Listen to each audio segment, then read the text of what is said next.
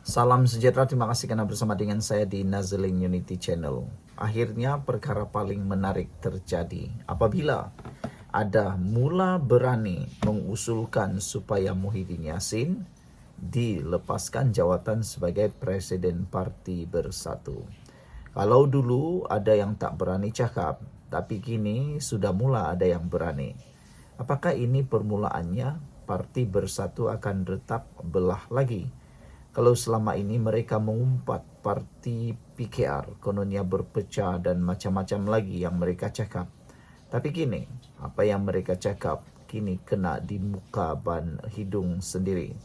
Kena di batang hidung sendiri. Kali ini Bersatu Prediction saran Muhyiddin jadi penasihat parti. Namun kenyataan daripada Bersatu Prediction ini disambut dengan begitu lantang oleh pemimpin parti Bersatu yang lain dan menganggap usul Parti Bersatu Prediction itu sebagai publicity murahan. Sesama mereka kini mula bercakaran. Jadi jangan pula kata PKR bercakaran, Pakatan Harapan bercakaran, padahal mereka sendiri juga bercakaran. Ingat-ingatlah, lihat-lihatlah kiri kanan, depan belakang, atas depan, bawah. Karena mungkin Anda sendiri yang melakukan perkara itu, kata netizen. Kesian juga lah kan. Oke, sebelum itu saya nak perkenalkan kepada Anda semua. Ini ialah Transfer Factor for Life. Ini ialah terapi imun yang meningkatkan daya imun badan kita sehingga 400%. Secara umum dan ringkasnya, kita kena penyakit karena daya imun badan kita yang lemah. Kita kena penyakit karena badan kita yang tidak mampu melawan penyakit dari dalam badan kita. Apabila imun badan kita menjadi lemah, badan kita kena penyakit dan tak sembuh-sembuh daripada penyakit. Tetapi dengan peningkatan daya imun badan kita melawan daripada dalam lalu menyembuhkan kita daripada semua jenis penyakit. Dengan peningkatan daya imun badan juga, kita dapat kuat menentang penyakit daripada luar. Produk ini diluluskan KKM, juga diperakui oleh doktor-doktor di seluruh dunia dan juga halal. Dapatkannya melalui nombor telefon yang tertera. Ingat, jangan sudah terkena baru menyesal. Jangan sudah terlambat baru tercari-cari. Sewaktu Anda sehatlah, Anda perlu mengekalkan kesehatan Anda dengan peningkatan daya imun badan.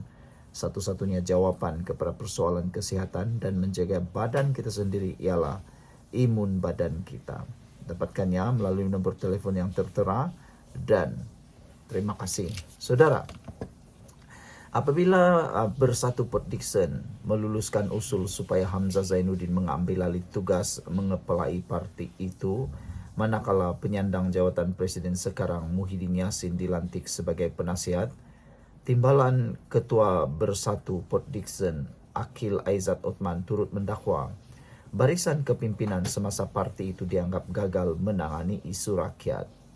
Menggunakan analogi perlawanan badminton, dia berkata, keadaan yang berlaku sekarang kira-kira sama dengan pemain melakukan servis yang tidak betul, menyebabkan bulu tangkis jatuh ke tepi gelanggang, sekaligus memberikan mata kepada pihak lawan.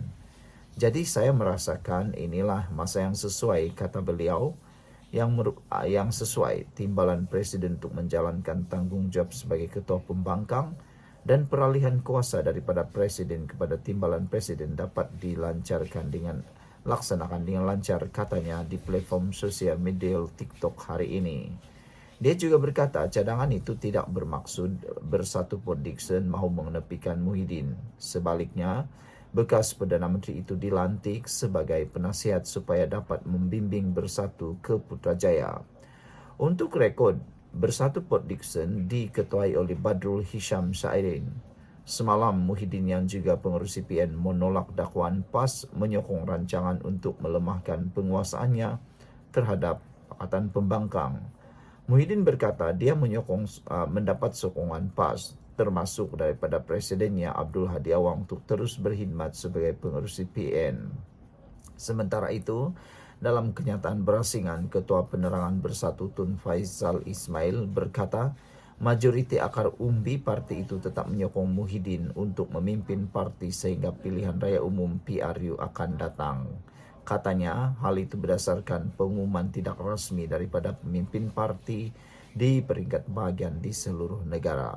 Ibu pejabat parti dalam proses mengumpulkan semua usul daripada setiap bahagian dan akan meneliti secara keseluruhan usul-usul yang dibawa oleh setiap bahagian di seluruh negara. Salam sejahtera. Setiausaha politik Anwar Ibrahim akhirnya sekolahkan pembangkang. Urusan rasmi Perdana Menteri bukan pergi jalan-jalan. Pembangkang sekarang, kata netizen, sudah kehilangan modal politik. Mereka akan gunakan apa saja modal politik untuk menjatuhkan kerajaan pimpinan Anwar Ibrahim, kerajaan kukuh, kerajaan yang bagus, kerajaan yang memimpin ini. Mereka akan gunakan semua isu picisan yang murahan. Yang lebih menariknya ialah apa saja benda yang mereka boleh ditunggang. Kalau ada kes tentang batu kerikil kah, tentang tayar pecah kah, mereka akan kaitkan dengan Perdana Menteri. Apa saja dikaitkan dengan Perdana Menteri. Sebab kenapa? Mereka tiada isu lain yang boleh diguna pakai. Ini mereka termasuklah menggunakan isu lawatan Anwar Ibrahim, yang padahal Anwar Ibrahim kerja keras. Kalau kita lihat, Anwar Ibrahim macam tiada bercuti langsung. Dia patut disokong. Anwar Ibrahim bukan patutnya dikeji, tetapi patut disokong. Tapi biasalah, bila orang dengki, mereka tak mampu lakukan, mereka mulalah mencipta naratif cerita-cerita yang tak tepat dan berunsur fitnah. Hari ini akhirnya, setiausaha politik Perdana Menteri sekolahkan pembangkang berkait dengan urusan rasmi Perdana Menteri. Bukan pergi jalan-jalan. Anda lupa sudahkah? Pembangkang sudah lupakah bahawa dulu mereka juga mempunyai menteri yang tidak mempunyai prestasi langsung?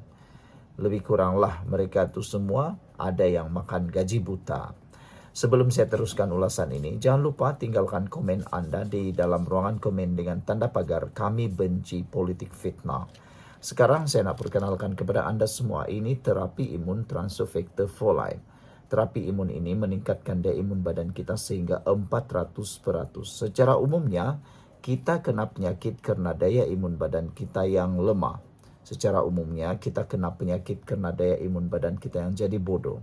Tetapi dengan peningkatan daya imun badan kita sehingga 400%, imun badan kita menjadi kuat, stabil dan dididik menjadi bijaksana untuk melawan penyakit daripada dalam tubuh badan kita, lalu kita jadi sembuh daripada semua jenis penyakit yang ada dalam tubuh ataupun di luar tubuh badan kita.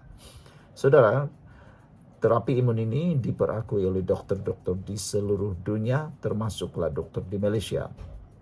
Terapi imun ini lulus KKM, diiktiraf oleh KKM dan juga halal. Dapatkannya sekarang, jangan tangguh-tangguh.